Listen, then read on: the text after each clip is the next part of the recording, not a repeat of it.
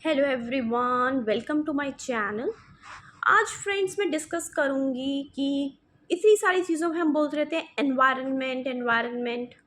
तो जिस तरह एनवायरनमेंट में आपके बच्चे ने मोबाइल देखा, उसी तरह इतनी सारी जो चीज़ें होती हैं जो एनवायरनमेंट से बच्चे में आती हैं, पॉजिटिव भी नेगेटिव भी, उस चीज़ों का आपको पता होना चाहिए। और ये जो एक कॉमन गलती है जो पेरेंट्स करते हैं, कहीं वो गलती आप लोग तो नहीं करते।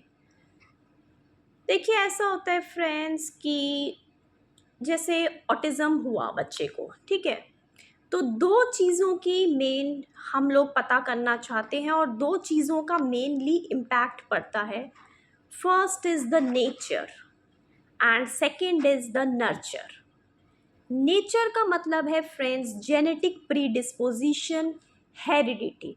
जीन्स के अकॉर्डिंग, हेरिडिटी के अकॉर्डिंग, क्रोमोसोम्स के अकॉर्डिंग, इन सब के अकॉर्डिंग बच्चों के ट्रेट्स, बच्चों का बिल्ट, बच्चों का बिहेवियर, ये सब चीज़ें जीन्स के अकॉर्डिंग किस तरीके से बच्चों में आएंगी। दिस मीन्स जेनेटिक प्रीडिस्पोजिशन के अकॉर्डिंग बच्चा कैसा बनेगा। And the second thing is friends nurture. Nurture means the environmental exposure, ठीक है? Environmental exposure is very very important कि बच्चा आपका एनवायरनमेंट से क्या क्या सीख रहा है, and it plays a vital role कि बच्चे की ग्रोथ फिजिकली कैसी होगी, इमोशनली कैसी होगी, सोशली कैसे होगी, लैंग्वेज उसकी कैसी होगी, ठीक है? ये सारी चीज़ें बिहेवियरली कैसी होगी, ठीक है? अब ये सारी चीज़ें नर्चर पे डिपेंड करती हैं, एनवायरमेंटल एक्सपोजर पे, ठीक है? फॉर एग्ज़ाम्पल कि अब एक बच्चा है, ठीक है? 2 साल से 5 साल इज़ द क्रिटिकल पीरियड जिसमें हमें दोनों चीज़ का पता होना चाहिए, नेचर का भी, what is the genetic predisposition, और नर्चर का भी, ठीक है? मतलब ये दोनों चीज़ों का हमें साथ साथ लेके चलना है, ठीक है?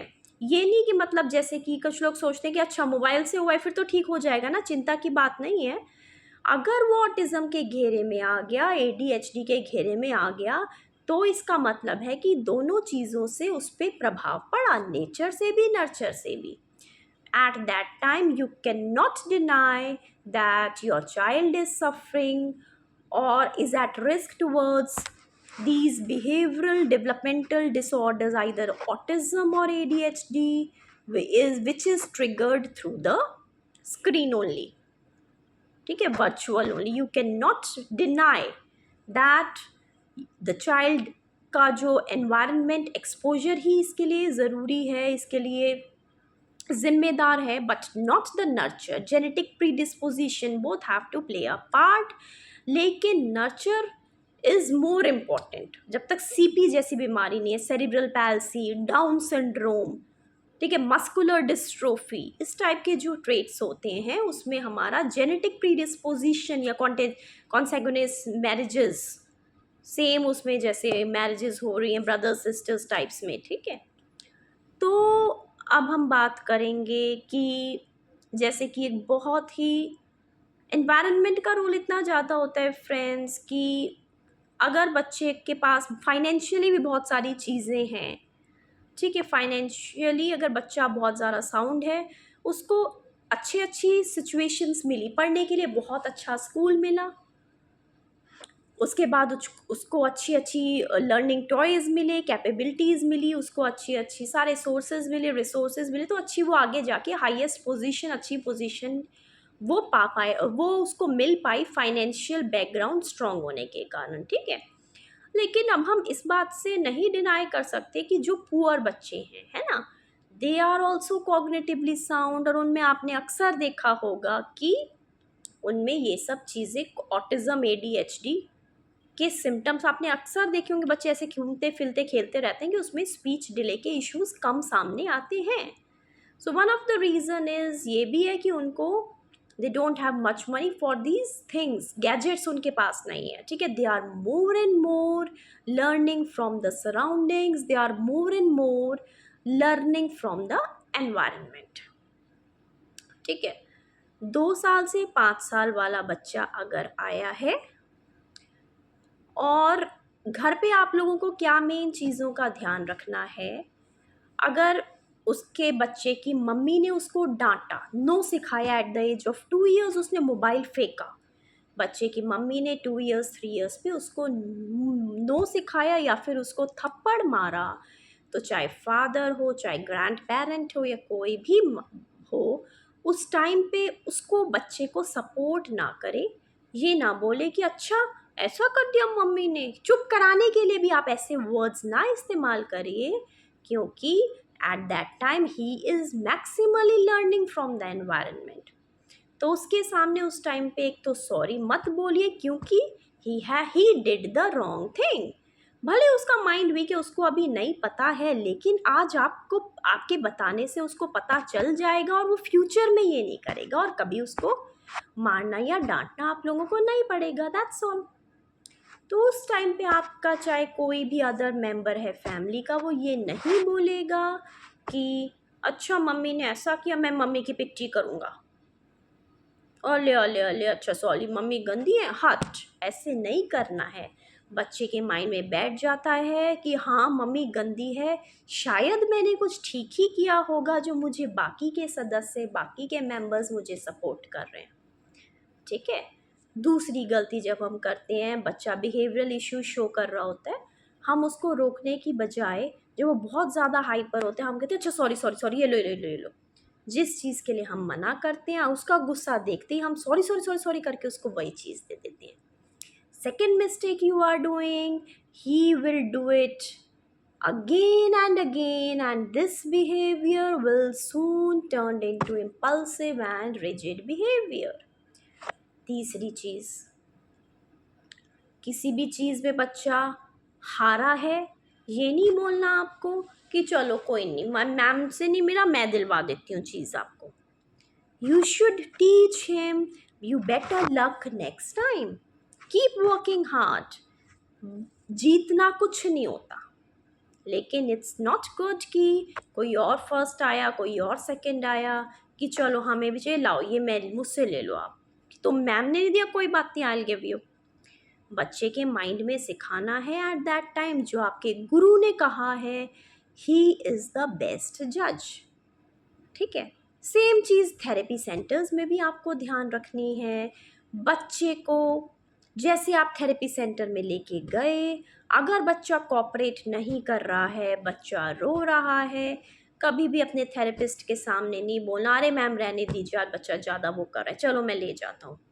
वो आज आपकी बात को समझ लेगा, अगले दिन से डेली वही करेगा, because his understanding is weak and he wants to escape from the environment, he wants to escape from the task.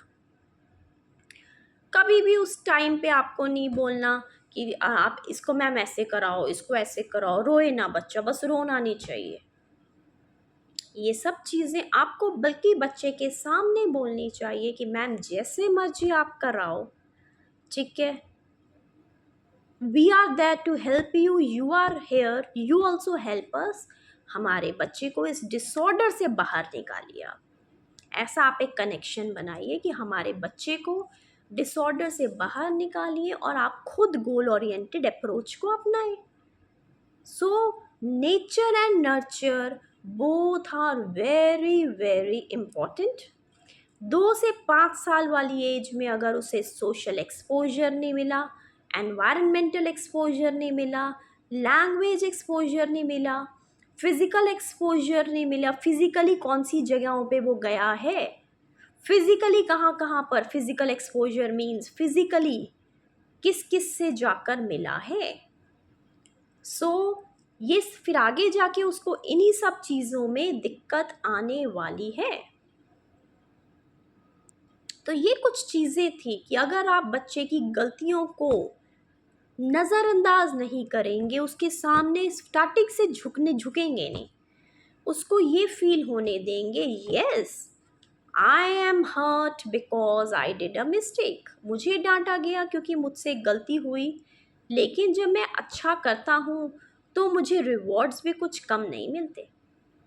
मेरे पेरेंट्स जब मेरी हर एक बात पूरी करते हैं तो मुझे भी समझना चाहिए, क्योंकि ये जो बच्चे होते हैं ना बहुत ही प्योर हार्टेड होते हैं, जो मेरे जितने भी स्पेशल बच्चे स्पेशली होते हैं, they are pure at heart. और मैंने 90% बच्चों में देखा है 2-3 दिन बाद जैसे वो रो रहे हैं, नहीं करना चाह रहे हैं ना, 3-4 दिन में उनके रोने को हम लोग अगर इग्नोर कर देते हैं ना, और हम जैसे कह रहे हैं कि नहीं, you just complete your activity, बस प्यार से उनको कराते जाओ, do it do it do it, तो फोर्थली वो अपने आप ही करते हैं। वो सोच लेते हैं कि this is a schedule, this is a time table, we have to follow it and it is for our beneficial. ये आपको उनके पेरेंट्स से बात करनी है, ठीक है, क्योंकि रिजल्ट ओरिएंटेड करेंगे तभी फिर ऐसा होगा ना कि 13 साल या 14 साल या 15 साल तक आप स्पीच डिले पे ही नहीं बैठे रहेंगे, आगे बढ़ेंगे लाइफ में।